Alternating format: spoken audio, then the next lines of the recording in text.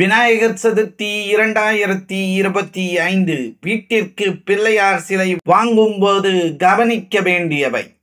விநாயகர் சதுர்த்தி அன்று சரியான விநாயகர் வடிவத்தை வாங்கி வந்து வைத்து வழிபடுவதால் மட்டுமே விநாயகர் சதுர்த்தி அன்று வழிபட்ட முழு பலனையும் நம்மால் பெற முடியும். விநாயகர் தடைகள் மற்றும் துன்பங்களை நீக்கக்கூடிய கடவுள் என்பதால் விநாயகரின் சரியான வடிவத்தை தேர்வு செய்து வழிபடுவது ஆன்மீக ரீதியாகவும் வாஸ்து ரீதியாகவும் சாஸ்திர ரீதியாகவும் நன்மைகளை தரக்கூடியது.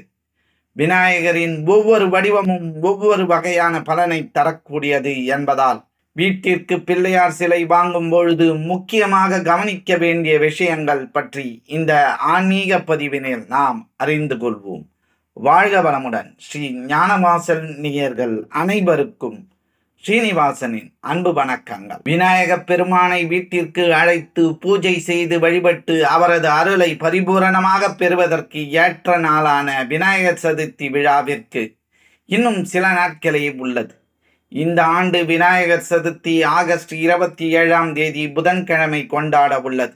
வட மாநிலங்களில் உள்ள சில இடங்களில் விநாயகர் சதுர்த்தி 10 நாள் விழாவாக கொண்டாடப்படுவது வழக்கம் என்பதால் பல பகுதிகளில் இப்பொழுதே விநாயகர் சதுர்த்தி கொண்டாட்டங்களை மக்கள் துவங்கிவிட்டனர்.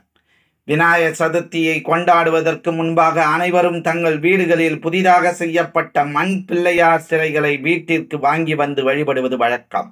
விநாயகர் சிலைகளை வாங்குவதற்கு முன் சில முக்கிய விஷயங்களை கண்டிப்பாக கவனிக்க வேண்டும் என சாஸ்திரங்கள் சொல்கின்றன.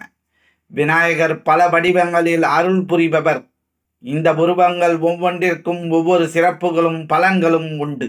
எந்த மாதிரி உருவ அமைப்பு கொண்ட பிள்ளையார் சிலையை வீட்டிற்கு வாங்கி வைத்து விநாயகர் சதுர்த்தி அன்று வழிபட்டால் இந்த ஆண்டு முழுவதும் நம்முடைய வீட்டிற்கு அதிர்ஷ்டம், நேர்மறை ஆற்றல், செல்வ வளம் ஆகியவை நிறைந்திருக்க செய்ய முடியும் என்பதனையும் அறிந்து கொள்வோம். பிள்ளையார் சிலை வாங்கும் பொழுது கவனிக்க வேண்டிய முக்கியமான 5 விஷயங்கள். 1. விநாயகரின் துதிக்கை. வீட்டில் வைத்து வழிபட நீங்கள் வாங்கும் பிள்ளையார் சிலையில் விநாயகரின் துதிக்கை இடது பக்கமாக திரும்பி உள்ளதா என கவனித்து வாங்க வேண்டும். இடது பக்கம் துதிக்கையை திருப்பி இருக்கும் விநாயகருக்கு வக்ரதுண்ட விநாயகர் என்று பெயர். விநாயகரின் இந்த வடிவம் மிகவும் மங்களகரமானது என்றும் வழிபடுவதற்கு ஏற்ற மிக சரியான வடிவம் என்றும் சொல்லப்படுகிறது.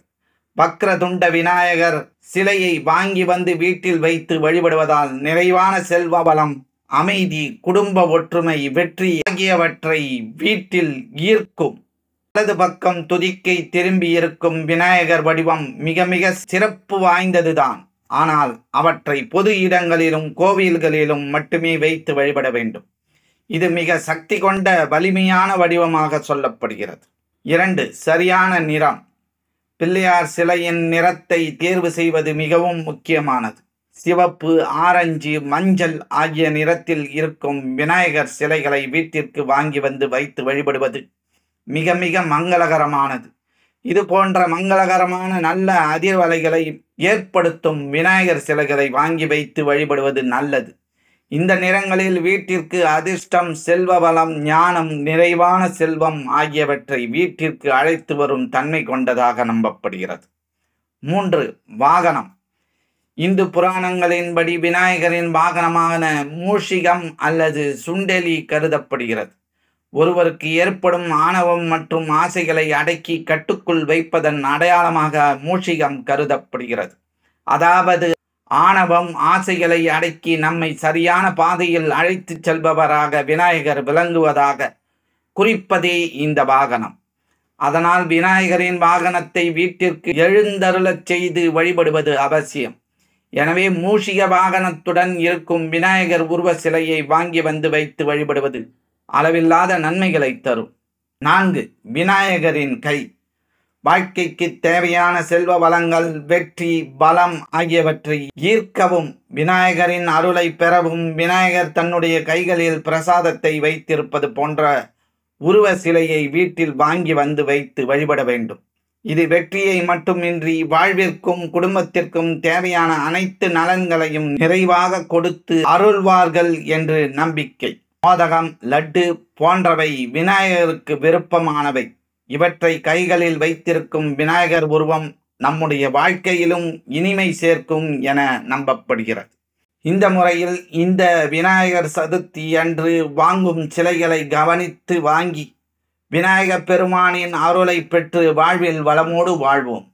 இந்த பதிவினை உங்கள் உற்றார் உறவினர் நண்பர்களுக்கு பகிர்ந்திடுங்கள். இந்த பதிவினை பற்றிய உங்களது மேலான கருத்துக்களை எங்களுக்கு பதிவிடுங்கள். மற்றும் ஒரு ஆன்மீக பதிவில் நாம் அனைவரும் சந்திக்கும் வரை உங்களிடமிருந்து நன்றியும் வணக்கத்தையும் கூறி விடைபெற்றுக் கொள்வது ஸ்ரீ ஞானவாசல் ஸ்ரீனிவாசன். நன்றி, வணக்கம். எங்களுடைய பதிவு உங்களுக்கு பிடித்திருந்தால் லைக் பண்ணுங்க, ஷேர் பண்ணுங்க.